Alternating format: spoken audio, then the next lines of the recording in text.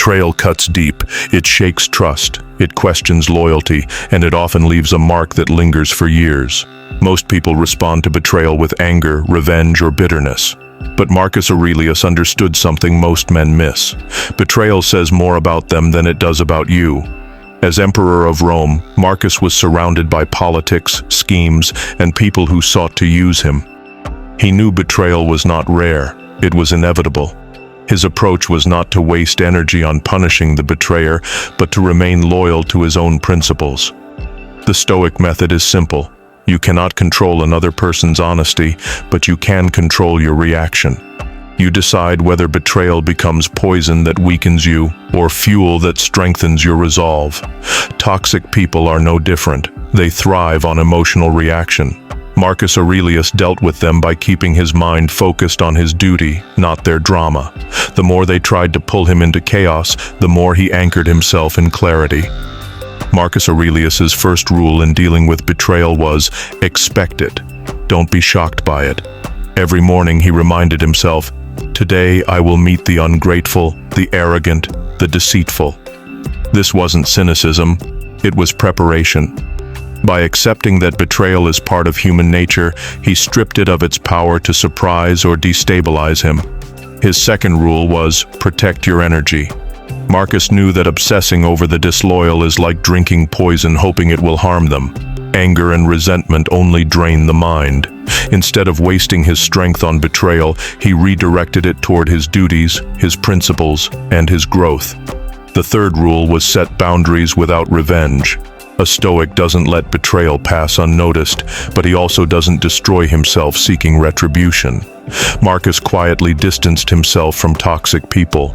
He didn't allow them influence over his peace or decisions. Finally, he recognized that betrayal often serves as a revelation. It unmasks people more honestly than loyalty ever could. For Marcus, betrayal wasn't the end of stability. It was a reminder to sharpen discernment. Betrayal is guaranteed. Toxic people are inevitable. The real test isn't avoiding them, it's mastering your response. Most men explode at the first sting of disloyalty. They waste energy on anger, revenge, or endless overthinking, but the Stoic has already trained for this moment. When betrayal comes, he recognizes it as part of life and refuses to be moved from his principles. That's exactly why Inner Legion exists, not to comfort you, but to arm you. Here, we take the same principles Marcus Aurelius used to navigate politics, deceit, and betrayal at the highest level of power, and we forge them into tools you can use today. If you want to stop being shaken by betrayal, if you want toxic people to lose their grip on your peace, then subscribe now. This is where you transform betrayal from a wound into a weapon.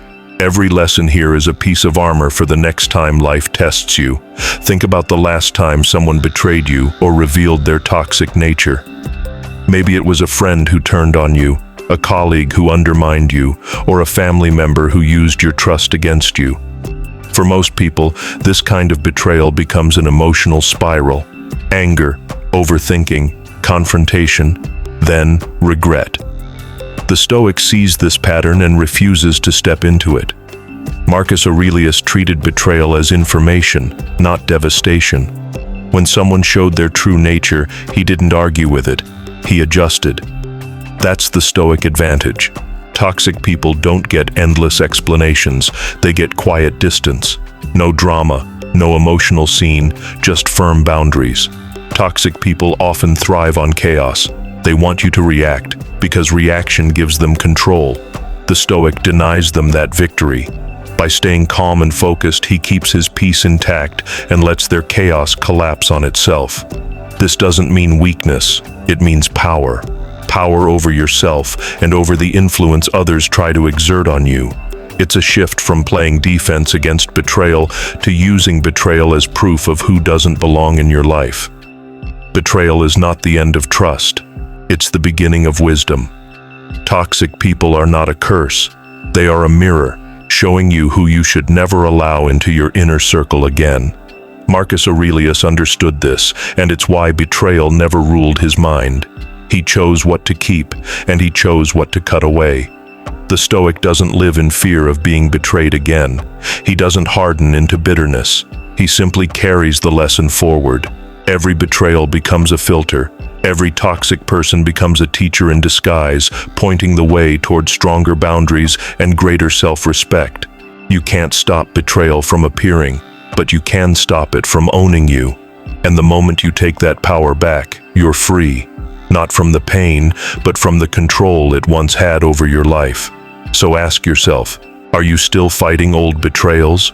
Or are you using them to sharpen the kind of man you're becoming?